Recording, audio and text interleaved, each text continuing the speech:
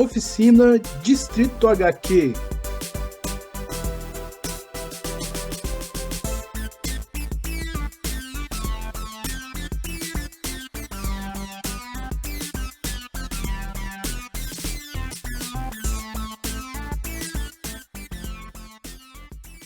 Olá, pessoal.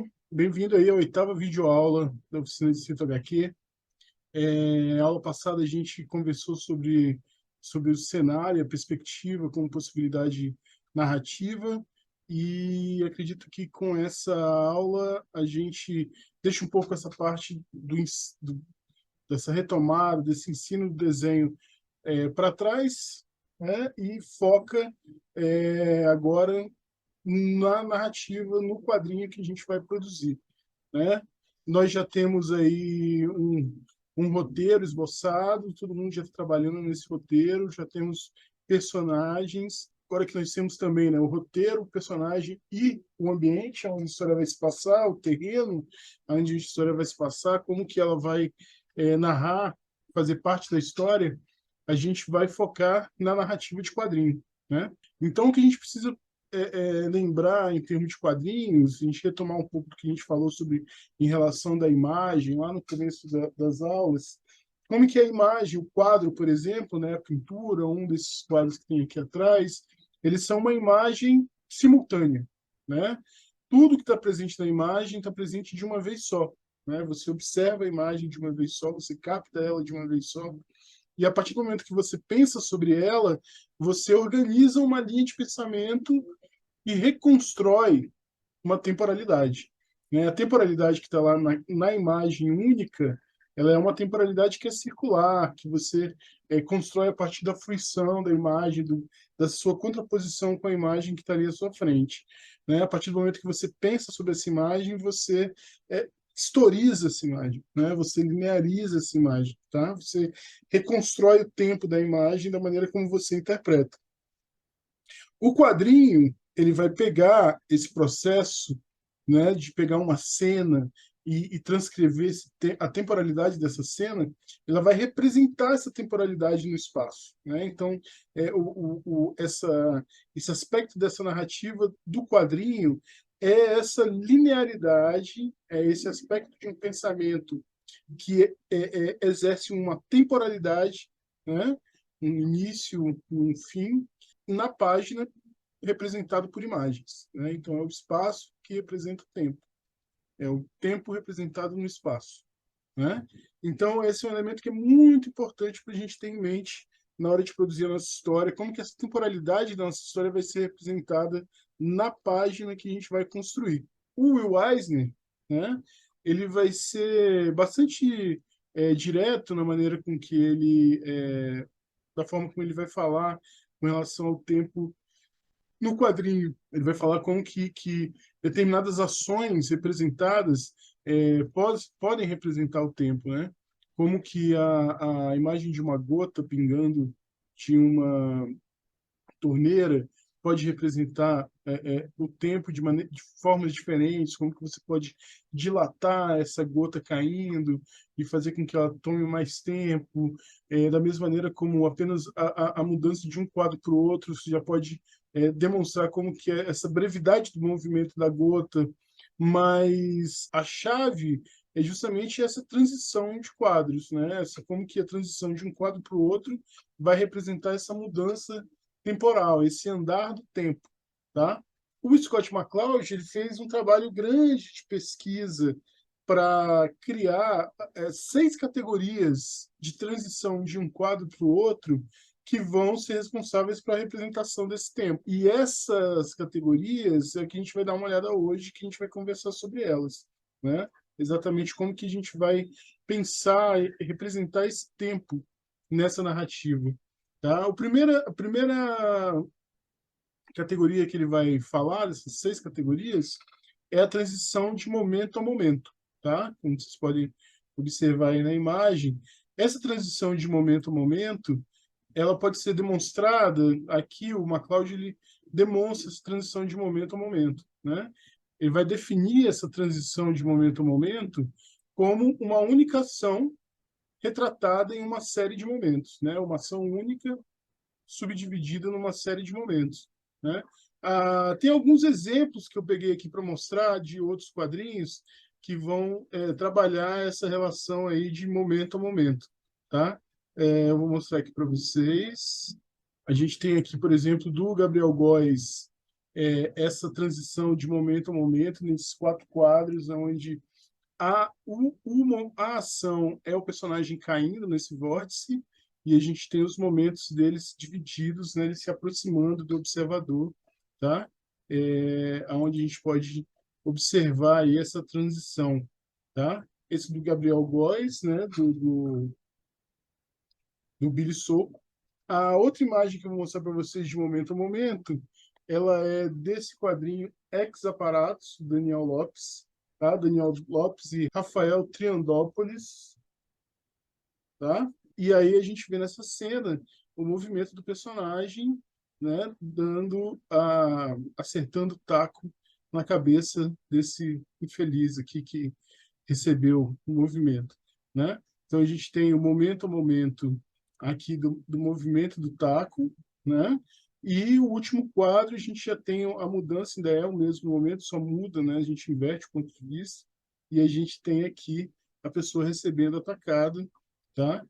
Tem uma série de construções aqui interessantes nesse quadro que a gente pode discutir um pouquinho depois, que a gente vai discutir um pouquinho depois, mas que a gente vê essa transição descrita aqui a momento desse quadrinho do Daniel Lopes, né? O Daniel que participou com a gente aqui nas primeiras aulas, e esse quadrinho dele, o Ex Aparatos.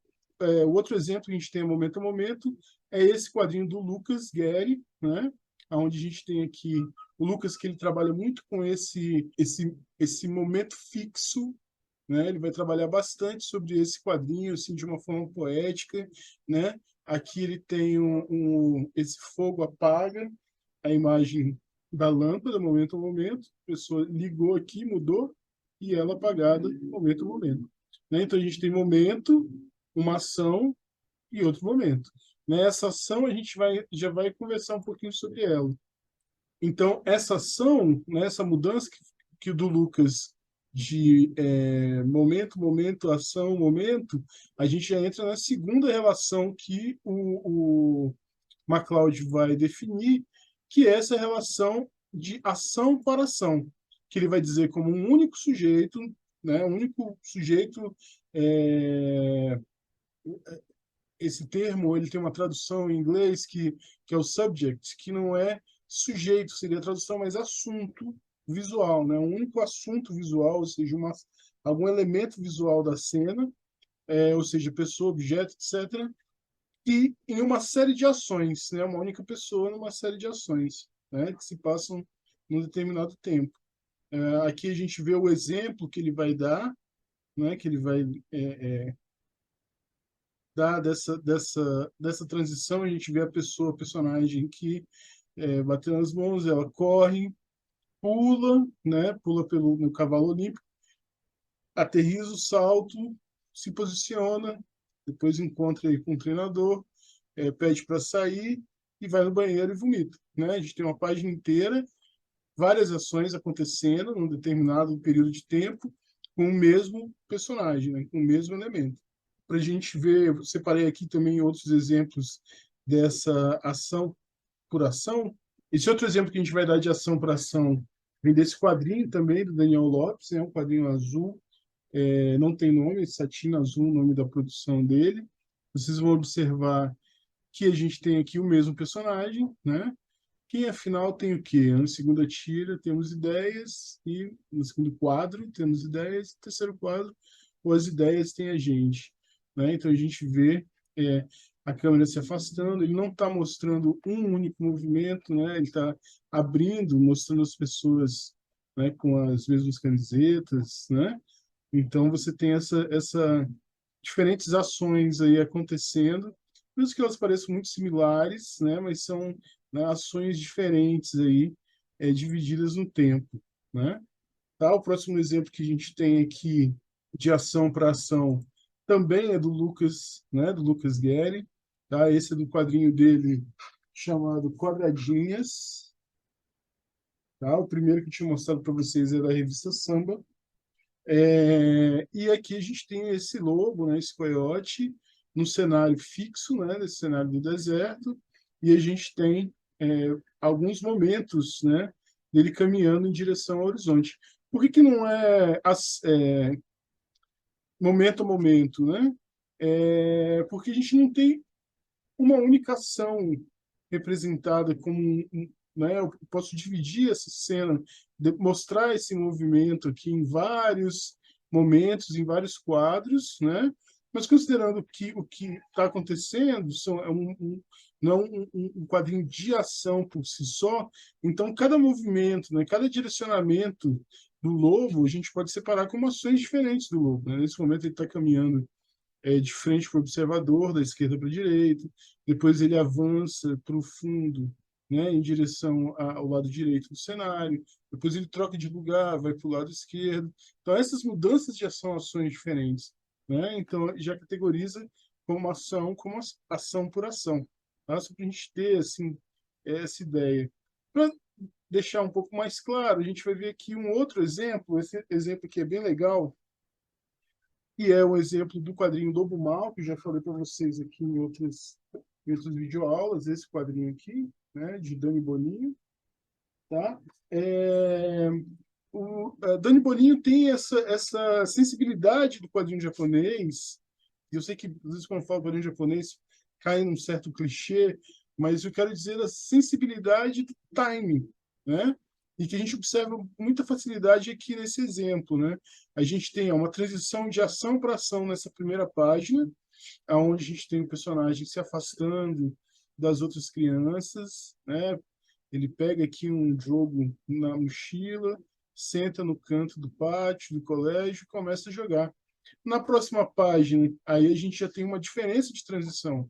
Essa transição que é o tempo, né, vai dilatar, vai demorar mais aqui, onde a gente tem uma série de momento a momento, né? O personagem jogando, ele abre o videogame, ele nem chega a jogar tanto, sim, você vê pela posição dos dedos, né? Mas o que a gente vê são as gotas caindo aqui, ó, no videogame, uma cena bem bonita, bem sensível, e essa sequência de momento a momento dá lugar a essa imagem, um quadro, imagem única do menino chorando sozinho, né, com o videogame, né, já muda para uma ação, né, essa ação dele largar de jogar, só se esconder.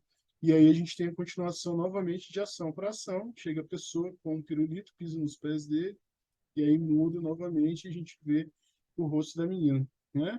Então, esse controle desse timing, desse controle dessas transições de requadros aí vão ser um aspecto bem interessante do quadrinho de Dani Boninho, desse Lobo Mal. Então, a próxima categoria, né, que o MacLeod vai apresentar para a gente aí, é a categoria sujeito-sujeito, uma categoria relativamente simples, né? Ela é uma categoria como ele vai descrever aqui, é uma série de sujeitos alternantes dentro de uma única cena, né? Uma representação de um diálogo. No exemplo que ele vai dar para essa imagem, fica bastante claro para a gente, né? A gente vê que é o personagem o casal na mesa conversando, né? Você não me ama mais, cara. Ô, Bob. Corta para close do rosto da personagem, né? Um plano fechado. Você se distrai tão facilmente. Volta para o plano fechado novamente do Bob, né? Eu não me distrai, eu vou provar. Aí corta agora para ele apontando, né? Para o relógio. Você vendo o relógio na parede? Sim, né? Ela está indo nesse plano de diálogo, só mudou o quê? O assunto. E aí volta para ele, e ele já está lendo o menu, né? E aí ela volta e, Bob, você, né? Confirmando que ele se distrai muito facilmente, né? Então você tem esse plano desse diálogo, né? Entre personagens, né? Então tem aqui alguns exemplos também para mostrar para vocês. Uma dessas imagens aqui, esse exemplo aqui eu peguei do Mensur, do Rafael Coutinho, a gente já falou ele na aula passada, né, sobre esse trabalho. Tá? Aqui a gente tem essa página de diálogo, né, entre esses dois personagens. O exemplo que eu dei são de dois personagens, não necessariamente precisa ser dois personagens, precisa ser mais personagens. O que há é esse troca, né, de cena entre uma pessoa e outra, entre um personagem e outro, né? Então dá para a gente observar aqui o Coutinho, ele faz parte aí dessa escola de quadrinhos que trabalha com outras formas de representação dos quadros ou de não representação dos quadros, né? Então a gente não tem aqui requadros separando a página ou e criando sarjetas, né? A gente tem um outro tipo de relação com a página aqui. Um outro exemplo que eu vou mostrar para vocês, ele é tirado também do Ex-Aparatos, do Daniel Lopes, né? A gente vai ter aqui também esse diálogo entre esses dois personagens, né? Se vê que os personagens eles são enquadrados no mesmo quadro, né? Em alguns momentos, né? Então isso tem um pouco a ver com uma certa linguagem cinematográfica, né?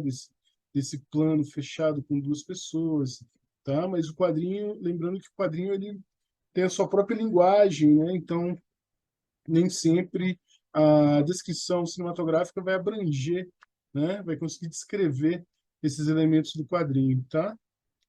Mas aqui a gente vê o diálogo separado, né, de cada um personagem, né, os acontecimentos, as expressões, né? Esse tempo que é muito tempo da fala e o tempo da leitura do que está sendo dito, né? E fechando aqui mais um exemplo, a gente tem o exemplo do Marcelo de Salete, tá? Esse exemplo também foi tirado do quadrinho que a gente falou na aula passada, tá? Que é o Risco, né?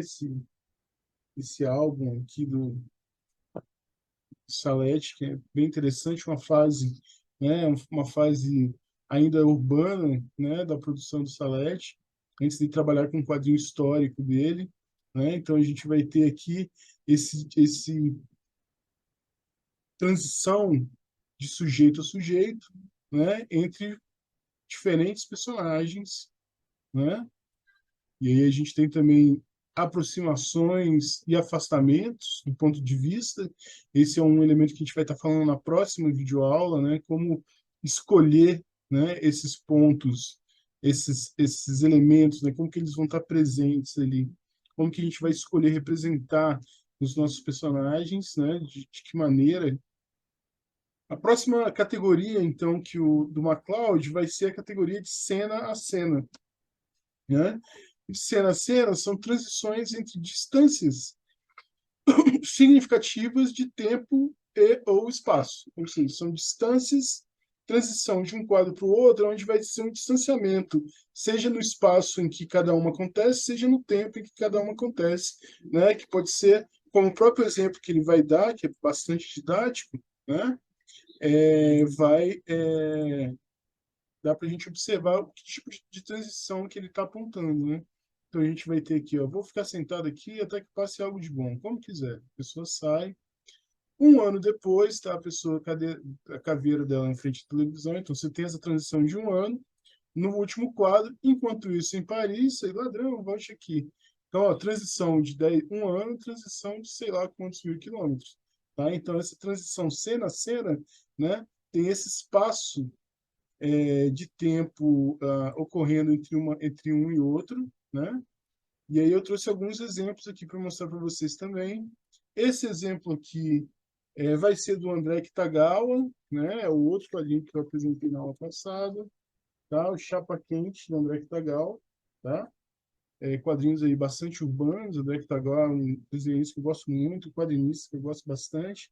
E aqui a gente vai observar como que esse panorama do personagem, né, um panorama bem meio desgracento, né, ele vai mostrando cena a cena. Ele aqui pendurado no ônibus, a pessoa passa a mão na bunda dele, né, ele está aqui na casa dele alagada, né, depois a prostituta não briga com ele aqui, e aí na outra cena ele é assaltado, fica só de cueca, na outra cena ele é perseguido pelo cachorro, né? Até que ele chega e decide que tem que sair dessa cidade porque ele não aguenta mais esse sofrimento, tá? Então, cena a cena, espaços diferentes de tempo e de espaço, né? Beleza? Próximo exemplo que eu vou ter, novamente do Rafael Coutinho, a gente tem aqui esse exemplo, começa com esse panorama desse prédio, né, onde a gente tem vê o personagem, um estabelecimento de um lugar para onde a ação vai acontecer. O personagem está no telefone, né, falando aí, conversando o que ele tem que fazer. Depois corta para a transição dele andando, chegando aqui no banco, né? Então você já tem momentos diferentes, espaços diferentes, e aqui ele já no banco, entrando, depois falando com caixa, ou seja, são cenas diferentes compondo, né, essa narrativa aí desses acontecimentos, tá? No caso do Coutinho, você tem um espaço de tempo, uma transição de tempo menor do que o exemplo do Kitagawa, por exemplo, né? O exemplo do Kitagawa, você tem vários momentos que não se sabe quando que passou, se foi tudo no mesmo dia, se foi tudo em um mês, né?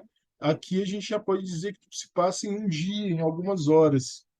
A próxima categoria que a gente vai ver, então, é a categoria de aspecto a aspecto, é a quinta categoria, tá?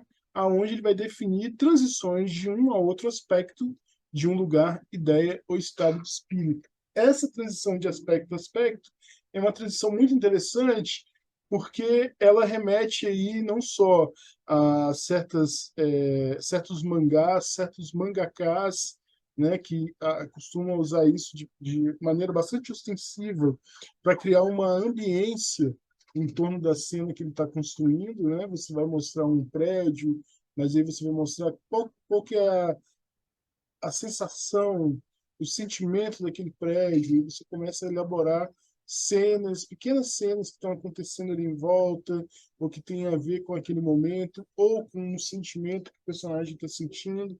Ou seja, essa transição de aspecto a aspecto, ela é mais atemporal, no sentido de que ela não está preocupada muito com o quanto de tempo que passou de um quadro para o outro. Os quadros podem estar acontecendo simultaneamente. Psicologia de uma determinada cena, né? O exemplo que ele vai dar é um exemplo bem puxado para a experiência dele de leitura de mangá. A gente tem, né, o personagem do MacLeod aqui na chuva, então tem essa noção de chuva que ele vai construir para gerar essa certa melancolia, né, que a chuva traz, não mostrando exatamente situações que estão ligadas entre si, mas ligadas entre si por espaço, por tempo, mas estão ligadas entre si por uma sensação, né, por um sentimento, né? Alguns exemplos que eu vou ter aqui de aspecto para aspecto são, novamente, uma página aqui do Mensur, do Coutinho, né? Aqui ele está mostrando a fábrica, né? Então ele constrói aí uma ambiência, né? Um aspecto da fábrica, né? A gente vê a fábrica construída aqui com a riqueza de detalhes que é característica do Coutinho, tá? E a gente tem a cena aqui da, da da produção, né, dos trabalhadores ali da fábrica produzindo os elementos, transportando, né, um detalhe aqui, esse já é o personagem da história, né, mas necessariamente você não precisa saber disso. Então você tem uma construção desse aspecto psicológico da fábrica, né, do que é esse trabalho do chão de fábrica. Outro exemplo de aspecto para aspecto que a gente vai encontrar aqui é esse aspecto para aspecto do Quintanilha, tá? Esse aqui ele foi tirado não do exemplo que eu tinha dado na aula passada, é, do palco de vidro, né? Esse aí já é tirado do quadrinho A Fealdade de Fabiano Gorila, né? Aqui no Fealdade, tem esses momentos que vão demonstrar essa sensação desse bar antigo dos anos 60, né, do boteco. Então a gente tem essas cenas aqui que vão construindo esse aspecto para aspecto. E a próxima categoria, né, que a gente vai encontrar é a categoria do MacLeod, é a categoria non sectur, né, que ele vai definir como sendo uma série de imagens e ou palavras aparentemente não relacionadas e absurdas, né?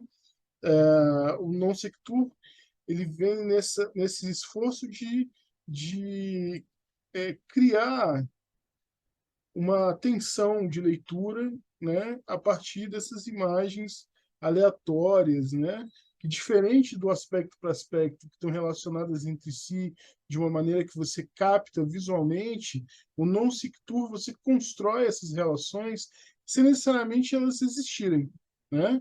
Ou às vezes você nem mesmo constrói essas relações, mas faz parte aí desse aspecto do ser humano entender, né, acabar construindo as relações entre si, tá? Então, o exemplo que ele dá aqui é bem claro, né? A gente tem o primeiro quadro aqui, a pessoa falando que é o vencedor, no segundo quadro a gente tem esse hambúrguer, no terceiro a gente tem esse balão, aí vem um beijo, um fluxograma, né? Uma Pepsi de frango, e por aí vai, né?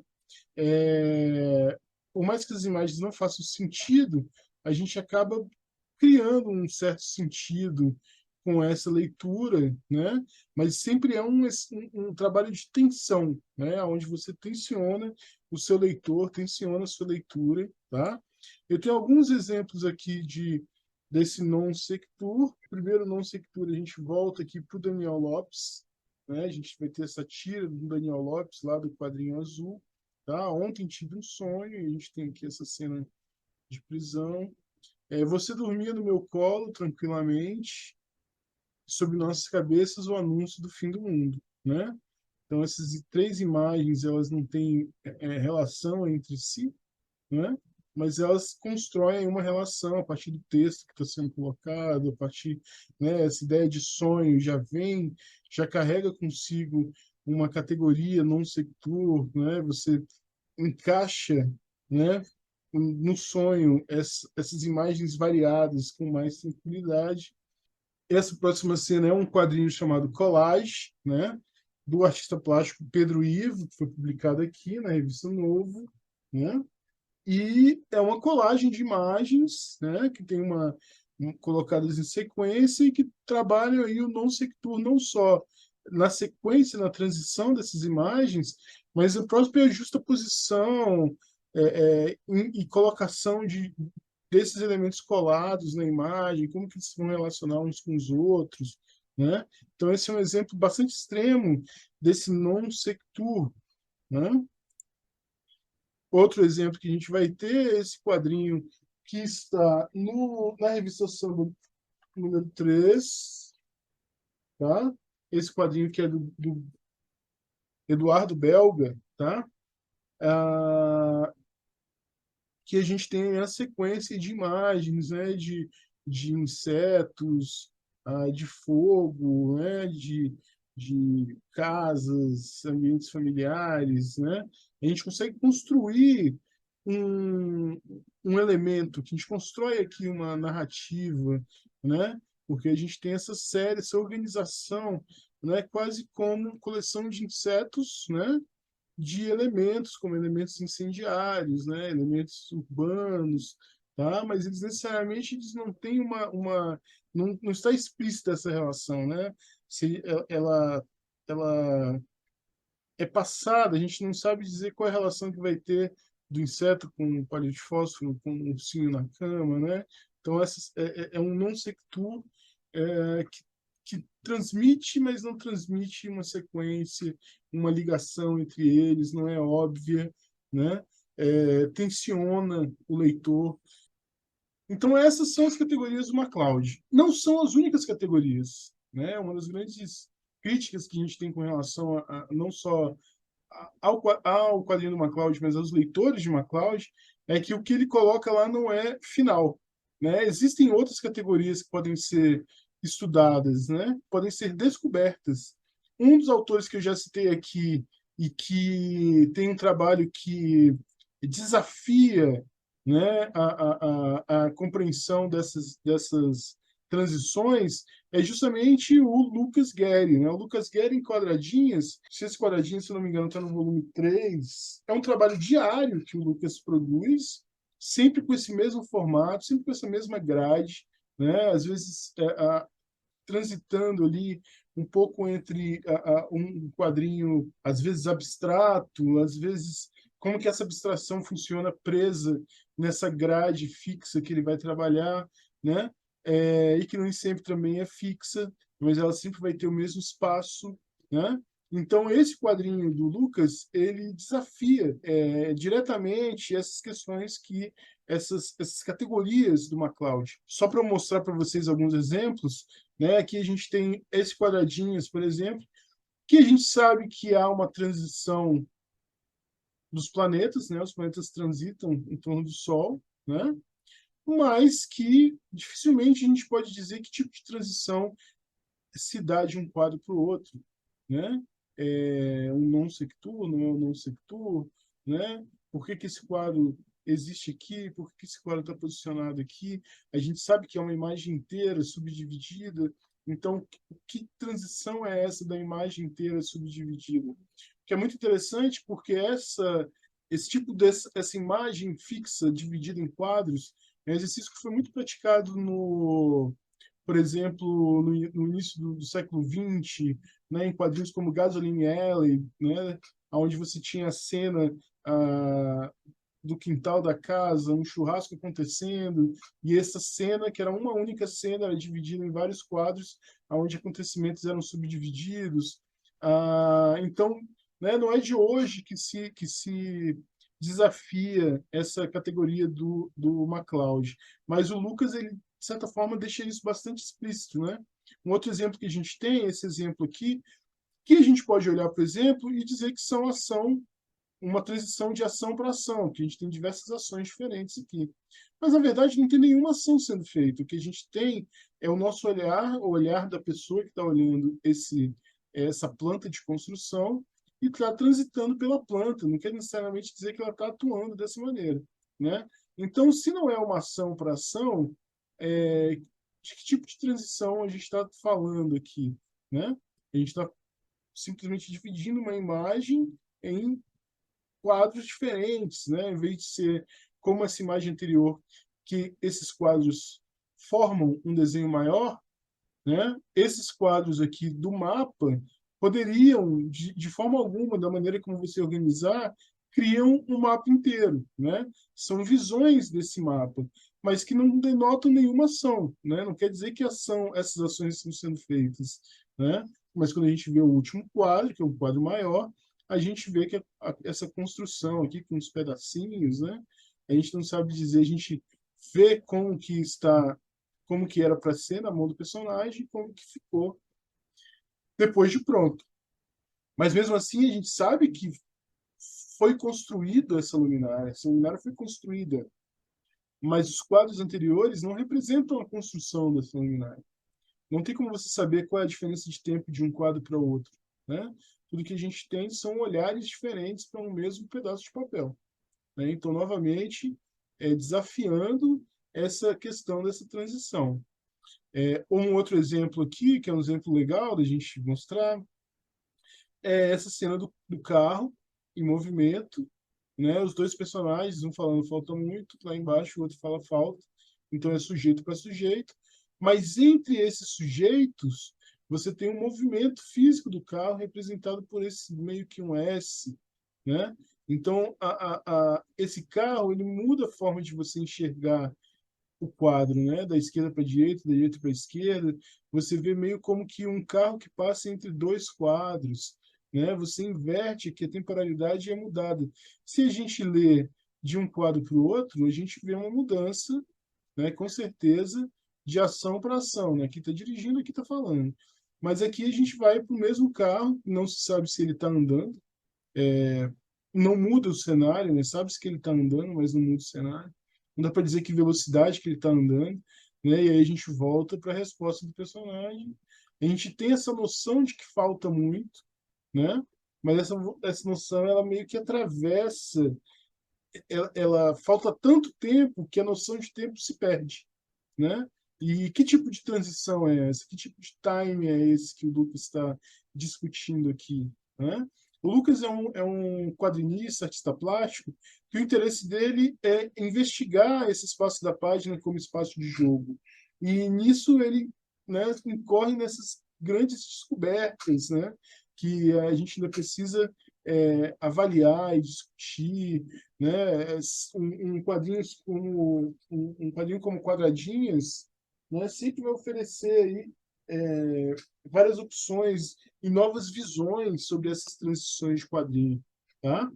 E por último, para fechar essa nossa fala sobre essa transição, eu queria mostrar para vocês, é um problema eu colocar essa sequência, mas por questões internas, mas o que eu quero mostrar para vocês é como e num quadrinho grande, né, você pode transformar essas transições todas a favor dos diferentes momentos que você quer tratar na sua história, né? Eu vou mostrar aqui para vocês páginas tiradas desse quadrinho aqui, o Mapinguari, que é do Gabriel Góes e do André Miranda, né? O Gabriel Góes, que eu já falei para ele bastante aqui, já falei do quadrinho dele. O André Miranda é roteirista de cinema e esse é o primeiro quadrinho que ele escreve o roteiro. É um quadrinho, um dos melhores quadrinhos brasileiros que existem, tá? Ele foi feito para WWF, né? Um quadrinho que foi feito para falar sobre a relação dos seringueiros em Manaus hoje em dia, né? A história dos seringueiros pregressa e como ela afeta as pessoas de lá nesse dia e falar como que elas podem se relacionar melhor. A gente tinha ou seja, é um quadrinho que tinha um direcionamento para uma determinada população, para elas entenderem sobre elas mesmas e como trabalhar entre si. E que esse esforço deu origem a esse quadrinho, que é um quadrinho excelente, que consegue ultrapassar e muito, né, essa intenção educativa que o quadrinho tem, né? Acaba sendo a história desse personagem que sai ali da seringa para ir para a cidade grande, sai da floresta mesmo, né, da floresta amazônica, para ir para a cidade grande, e agora retorna, né, para a família, sem saber se ele vai ficar, se não vai ficar, tem uma trama ali por trás, né? Mas a maneira como é contada a história, o Gabriel Góes ele vai usar uma série de elementos, uma série de ideias para passar os momentos da história. A gente vai dar uma olhada em algumas delas para a gente avaliar essa transição, né? Só para a gente fechar esse processo aqui. Então, ó, vamos dar uma olhada aqui em alguns exemplos do Mapinguari, tá? Primeira cena que a gente vai ver é essa cena aqui, que é uma transição momento a momento, né? Onde a gente vê esse senhor andando na mata, observa como o senhor ele carrega, né, esse chapéu característico de andar na mata lá dos seringueiros, e é um senhor que vem andando na mata escura, vai observando como o chapéu vai aumentando o campo de iluminação até se aproximar de nós, né, do observador, né? E aí tomar o quadro inteiro, momento a momento, a transição acontecendo, né? Não é uma simples repetição de ações, né? Essa aproximação, né? Esse aumento dessa luz, ele tem uma característica psicológica muito forte, porque se trata mesmo de um sonho do personagem, tá? A próxima cena também é um sonho do personagem, a continuação desse sonho do personagem, e para mim, particularmente, é uma das páginas de quadrinhos mais impressionantes do quadrinho nacional dos últimos tempos. A gente tem essa transição de ação para ação, né? A gente vê no primeiro quadro o seringueiro colocando a faca ali para fazer o ranho na árvore para colher a seringa, né? Então ele faz o ranho. O próximo quadro é um quadro que necessariamente não está ligado à aproximação, uma transição que não pode se dizer não sectua, mas que a gente pode dizer que é para um outro elemento, talvez de aspecto para aspecto, né? Onde a gente vê a seringa descendo, né? O leite da seringa, e aí volta aqui para baixo, a gente tem o personagem mostrando, né, como se estivesse ensinando para a pessoa, tá vendo? E aí a próxima cena, novamente, não tem uma ligação, é a gota, né, a imagem de uma gota caindo, né? Volta para o próximo quadro, nós observadores, né, o sonhador, olhando para o relógio, né, perguntando por que a gente está aqui, e aí corta novamente, né, observa que aqui a gente tem duas cenas, que não tem ligação visual uma com a outra, mas quando a gente lê o texto, a gente sabe que se trata de sujeito para sujeito, né? É a pessoa que está não focada no que está acontecendo, está focado na hora e no porquê que está acontecendo aquilo, e a outra pessoa que está de fato engajada naquele diálogo responde, né, para arranjar dinheiro. E aí continua, né, como resultado desse para arranjar dinheiro, a gente tem a gota acertando ali, né, enchendo o poço de seringa. Tá? E aí nós temos uma página que funciona em diferentes vetores de leitura. Né? A gente tem esse vetor lateral que é da seringa como um sonho, né, caindo, né, simbolicamente dentro do pote ali onde está a seringa, ou seja, a imagem mesmo do corte da seringa, desse sangramento da árvore. São duas narrativas acontecendo ao mesmo tempo, com suas próprias linhas de significado, mas que interagem entre si, né? Ou seja, a noção de sonho é carregada por essas transições temporais que vão acontecendo e que, ao mesmo tempo, anulam a temporalidade da imagem. Né? Você tem duas temporalidades acontecendo uma por cima da outra. Então, essa qualidade de sonho representada tão bem, de maneira daquele tipo de forma que você olha, é tão simples, né, que você acha que é simples, mas que envolve todo um pensamento de layout de página e todo um pensamento narrativo, né, uma série de decisões para chegar numa página com essa elegância, né, para passar essa imagem. A próxima página, a gente tem o personagem acordando e uma transição de ação para ação. Né? Observa aqui, ó, tomada de decisão, um quadro grande, né? Para mostrar a luz, foco na luz, no acordar. Né? Aqui acorda não com o alarme, mas com o sol na cara e o calor. Olha as gotinhas aqui. Né? A construção do ambiente em volta. Né? Então, ação, acordou, outra ação, levantou outra ação e decidiu-se, né, esse foco aqui, foco no rosto do personagem, outra ação para ação. Próximo quadro, né, a gente tem um personagem que é abordado ali por uma amiga de infância e a gente tem esse diálogo do personagem, né, esse diálogo que vai ser aí sujeito a sujeito, né, terminando novamente aí com a silhueta da personagem, né, a forma bastante reconhecível. Né? Lembra que a gente conversou bastante sobre a silhueta do personagem.